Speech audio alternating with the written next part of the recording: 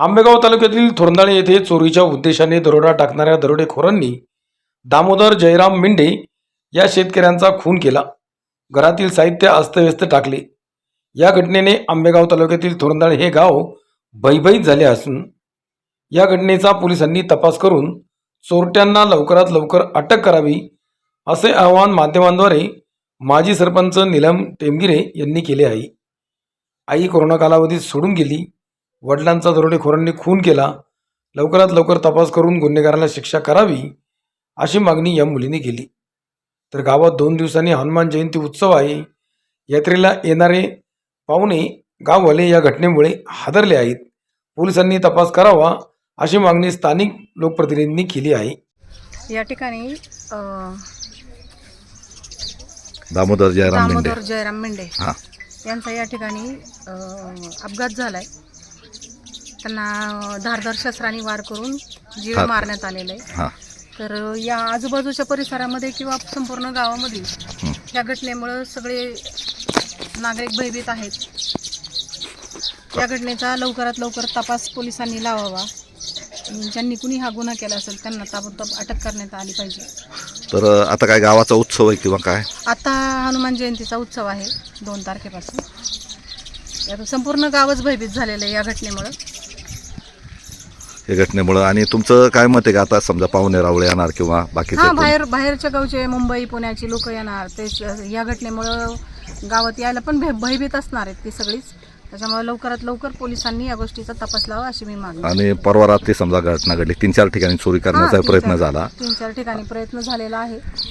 तर या ठिकाणी सगळीकडं माहिती घेऊन तपास करून पोलिसांनी या घटनेचा तपास व्यवस्थित लावा अशी मागणी. आता ही त्यांच्या समोर त्यांची कन्या आहे. त्या निरगुड सर इथे सर्व्हिसला आहे. तर म्हणजे पूर्णपणे अवसरी बुद्रुक येते ना खुर्दला. काय काम करता तुम्ही?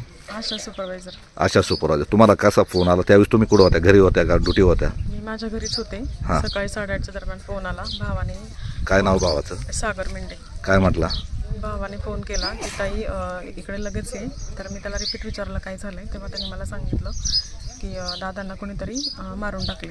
त्याच वेळेस मी लगेचच वेळ न करता निघून आले मिस्टरांसोबत. इथे आल्यानंतर पाहिलं तर ते एका कुशीवर असेच झोपून होते. तर त्यावेळेस पूर्ण रक्त वगैरे सांडलेलं होतं. उशी वगैरे पडली होती खाली.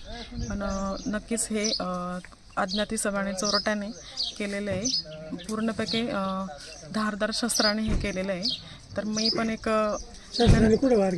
डोक्यावर पूर्णपणे इथे वार केला. रक्तबंबाळ अवस्थेत होते. लवकरच याचा तपास करून जो कोण गुन्हेगार आहे त्यांना लवकर शिक्षा व्हावी. कारण आता माझे पप्पा तर गेलेच आहे. ते तर आता कोणाला दिसणारच नाही. परंतु माझी एक रिक्वेस्ट आहे सगळ्यांनाच की लवकरात लवकर शोध लावावा बस. आणि हे शेतकरी कुटुंब एकटेच राहत होते इथे घरी? आणि माझे दोन्ही भाऊ कामानिमित्ताने बाहेरगावी राहतात. त्यामुळे ते एकटेच राहत होते. आईचं कोरोनात काळात? आईचं पण कोरोना काळामध्ये ते निधन झालं. यांचं म्हणजे शेतकरी कुटुंबातील सरळ मार्गी, कोणाच्या आद्यात नाही मध्यात नाही. आणि गावाच्या विकासात किंवा कुठेही सगळ्या याच्यात त्यांचं योगदान असायचं. पण ही अत्यंत दुर्दैवी घटना घडली. आणि आता ज्यावेळेस तुम्ही आले त्यावेळेस ते रक्ताच्या थारोळ्यात पडले होते आणि डोक्याला मार लागला होता. तिथं काही शस्त्र काही जवळ सापडलं, काही दिसलं? काही तिथे जवळ तर काही नव्हतं. परंतु ज्या दुसऱ्या ठिकाणी चोर गेले होते त्या ठिकाणी ते शस्त्र सापडलं. काय होतं? पहार होती. हां, म्हणजे इथून गेल्याच्यानंतर दुसऱ्या ठिकाणी चोरीचा प्रयत्न, तिथं पहार मिळाली. पण पहार इथली होती का?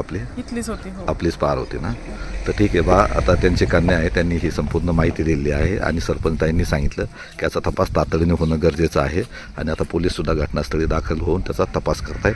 कारण आता गावाचा उत्सव आहे आणि सध्या कांदे काढण्यासाठी मोठ्या प्रमाणात मजूर गावात आलेले आहेत. नेमकं चोरी कोणी केली आहे सांगता येत नसलं तरी प्रत्येकाने काळजी घ्यावी असे आवाहन नीलम टेमगिरे माजी सरपंच यांनी केले आहे.